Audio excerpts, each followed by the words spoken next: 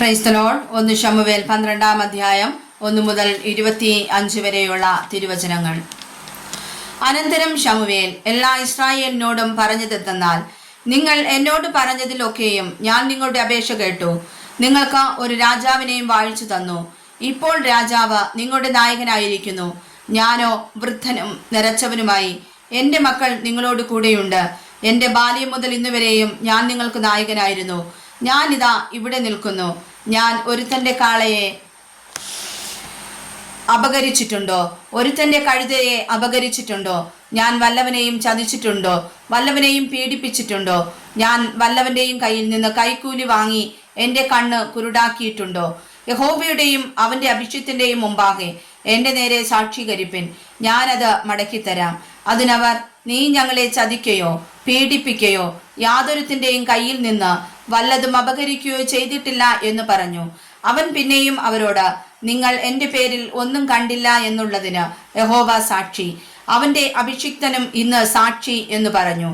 അപ്പോൾ ശമൂവേൽ ജനത്തോട് പറഞ്ഞതെന്തെന്നാൽ, മോശയെയും അഹരോനെയും കൽപ്പിച്ചാക്കുകയും നിങ്ങളുടെ പിതാക്കന്മാരെ മിസ്രയീം ദേശത്തു നിന്ന് കൊണ്ടുവരികയും ചെയ്തവൻ യഹോവ തന്നെ. ആകയാൽ ഇപ്പോൾ ഒത്തുനിൽപ്പിൻ. യഹോവ നിങ്ങൾക്കും നിങ്ങളുടെ പിതാക്കന്മാർക്കും ചെയ്തിട്ടുള്ള സകല നീതികളെയും കുറിച്ച് ഞാൻ യഹോവയുടെ മുമ്പാകെ നിങ്ങളോട് വ്യവഹരിക്കും. യാക്കോബ് മിസ്രയീമിൽ ചെന്നു പാർത്തു. അവിടെ വെച്ച് നിങ്ങളുടെ പിതാക്കന്മാർ യഹോവയോട് നിലവിളിച്ചപ്പോൾ യഹോവ മോശയെയും അഹരോനെയും അയച്ചു. അവർ നിങ്ങളുടെ പിതാക്കന്മാരെ മിസ്രയീമിൽ നിന്ന് കൊണ്ടുവന്ന് ഈ സ്ഥലത്ത് പാർക്കുമാറാക്കി. എന്നാൽ അവർ തങ്ങളുടെ ദൈവമായ യഹോവയെ മറന്നപ്പോൾ അവൻ അവരെ ഹാസോരിലെ സേനാപതിയായ സീസരയുടെ കയ്യിലും ഫെലിസ്ത്യരുടെ കയ്യിലും മോവാബ് രാജാവിൻ്റെ കയ്യിലും ഏൽപ്പിച്ചു. അവർ അവരോട് യുദ്ധം ചെയ്തു. അപ്പോൾ അവർ യഹോവയോട് നിലവിളിച്ചു, ഞങ്ങൾ യഹോവയെ ഉപേക്ഷിച്ച് ബാൽ വിഗ്രഹങ്ങളെയും അസ്തോരത്ത് പ്രതിഷ്ഠകളെയും സേവിച്ച് പാപം ചെയ്തിരിക്കുന്നു. ഇപ്പോൾ ഞങ്ങളെ ശത്രുക്കളുടെ കയ്യിൽ നിന്ന് രക്ഷിക്കണമേ, എന്നാൽ ഞങ്ങൾ നിന്നെ സേവിക്കും എന്ന് പറഞ്ഞു. എന്നാറേ യഹോവ യെരുബാൽ, ബെഥാൻ, ഇഫ്താഗ്, ശമൂവേൽ എന്നിവരെ അയച്ച് ചുറ്റുമുള്ള ശത്രുക്കളുടെ കയ്യിൽ നിന്ന് നിങ്ങളെ വിടുവിച്ചു. നിങ്ങൾ നിർഭയമായി വസിച്ചു.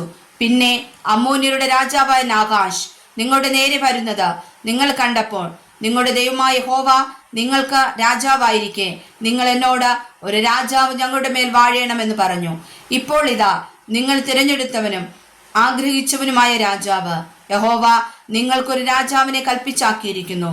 നിങ്ങൾ യഹോവയുടെ കൽപ്പനയെ മറക്കാതെ യഹോവയെ ഭയപ്പെട്ട് അവനെ സേവിച്ച് അവന്റെ വാക്കനുസരിക്കുകയും നിങ്ങളും നിങ്ങളെ വാഴുന്ന രാജാവും നിങ്ങളുടെ ദൈവമായ യഹോവയോട് ചേർന്നിരിക്കുകയും ചെയ്താൽ കൊള്ളാം. എന്നാൽ നിങ്ങൾ യഹോവയുടെ വാക്കനുസരിക്കാതെ യഹോവയുടെ കൽപ്പനയെ മറുത്താൽ യഹോവയുടെ കൈ നിങ്ങളുടെ പിതാക്കന്മാർക്ക് വിരോധമായിരുന്നത് പോലെ നിങ്ങൾക്കും വിരോധമായിരിക്കും. ആകയാൽ ഇപ്പോൾ നിന്ന് യഹോവ നിങ്ങൾ കാണുക ചെയ്യുവാൻ പോകുന്ന ഈ വലിയ കാര്യം കണ്ടുകൊള്ളുവിൻ. ഇത് കോതമ്പ് കൊയ്ത്തിന്റെ കാലമല്ലോ. ഞാൻ യഹോവയോട് അപേക്ഷിക്കും, അവൻ ഇടിയും മഴയും അയക്കും.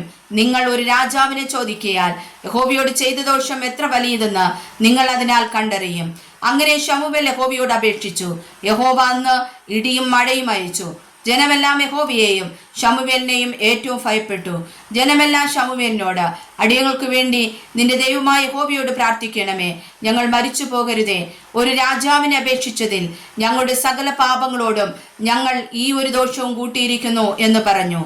ശമൂവേൽ ജനത്തോട് പറഞ്ഞത്, ഭയപ്പെടേണ്ട, നിങ്ങൾ ഈ ദോഷമൊക്കെയും ചെയ്തിരിക്കുന്നു. എങ്കിലും യഹോവയെ വിട്ടുമാറാതെ പൂർണ്ണ ഹൃദയത്തോടെ യഹോവയെ സേവിപ്പിൻ. വിട്ടുമാറി ഉപകാരമില്ലാത്തവയും രക്ഷിപ്പാൻ കഴിയാത്തവയുമായ മിഥ്യാമൂർത്തികളോട് നിങ്ങൾ ചേരരുത്. അവ മിഥ്യാ വസ്തു തന്നെ അല്ലോ. യഹോവ തൻ്റെ മഹത്തായ നാമം നിമിത്തം തൻ്റെ ജനത്തെ കൈവിടുകയില്ല. നിങ്ങളെ തൻ്റെ ജനമാക്കിക്കൊള്ളുവാൻ യഹോവയ്ക്ക് ഇഷ്ടം തോന്നിയിരിക്കുന്നു. ഞാനോ നിങ്ങൾക്ക് വേണ്ടി പ്രാർത്ഥിക്കാതിരിക്കുന്നതിനാൽ യഹോവയോട് പാപം ചെയ്യുവാൻ ഇടവരരുതേ. ഞാൻ നിങ്ങൾക്ക് വല്ലതും ചൊവ്വുള്ളതുമായ നല്ല വഴി ഉപദേശിക്കും. യഹോവയെ ഭയപ്പെട്ട് പൂർണ്ണ ഹൃദയത്തോടും പരമാർത്ഥതയോടും കൂടെ സേവിക്കുക മാത്രം ചെയ്യുവിൻ. അവൻ നിങ്ങൾക്ക് എത്ര വലിയ കാര്യം ചെയ്തിരിക്കുന്നുവെന്ന് ഓർത്തുകൊള്ളുവിൻ. എന്നാൽ നിങ്ങൾ ഇനിയും ദോഷം ചെയ്താൽ നിങ്ങളും നിങ്ങളുടെ രാജാവും നശിച്ചു പോകും. ദൈവം തൻ്റെ പരിശുദ്ധാത്മാവിനാൽ നമ്മെ ഓരോരുത്തരെയും അനുഗ്രഹിക്കുമാറാകട്ടെ. ആമേൻ.